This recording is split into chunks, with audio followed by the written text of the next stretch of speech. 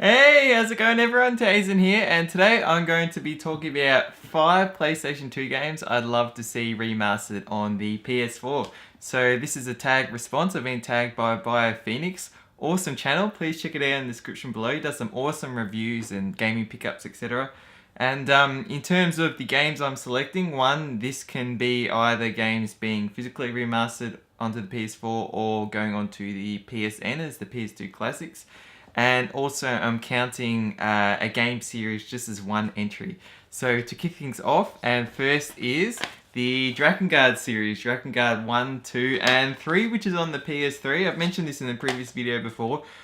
I really enjoy these games. There's something, I don't know, there's something that intrigues me about them. This whole Japanese RPG feel with the dragons, and it's something I can't really explain, but I would love to see these games, particularly remastered on the as a PS2 classic on the PS4.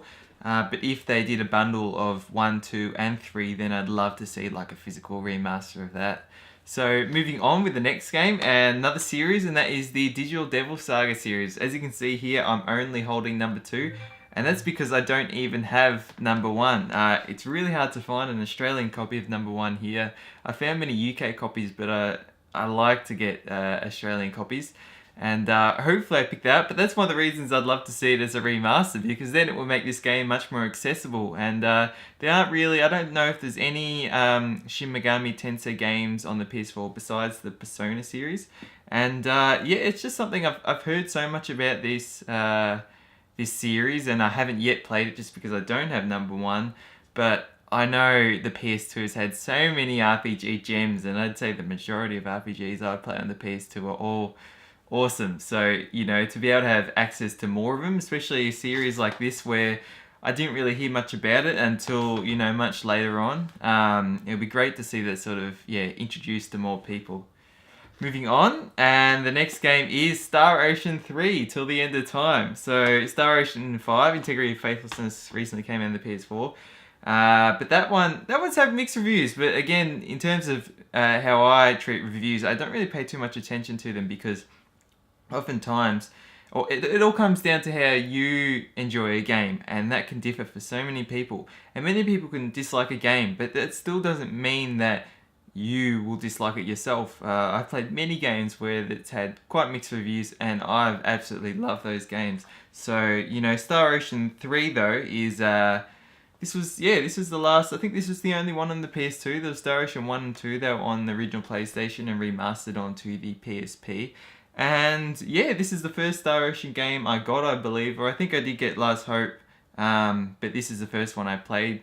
And yeah, it's just one of those action sort of RPG styles that I love. You know, Kingdom Hearts is when I first got introduced to that action RPG on the PS2. So to see some other Square Enix games on the PS2 when, you know, Square was still in its glory days. It was Squaresoft was this fantastic company of just bringing out game after game after game that was really good quality.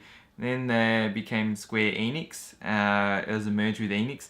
And even at the beginning, there was still some really quality games. And then, as we've seen, it's gone mixed a bit then. But hopefully, Final Fantasy 15 and Kingdom Hearts 3, fingers crossed, there's some good places to go. Next on the list is Final Fantasy 12. Wait, it is coming out on PS4. And last on my list, and that is Dirge of Cerberus Final Fantasy VII. So this is the final entry in the Final Fantasy VII series to be released.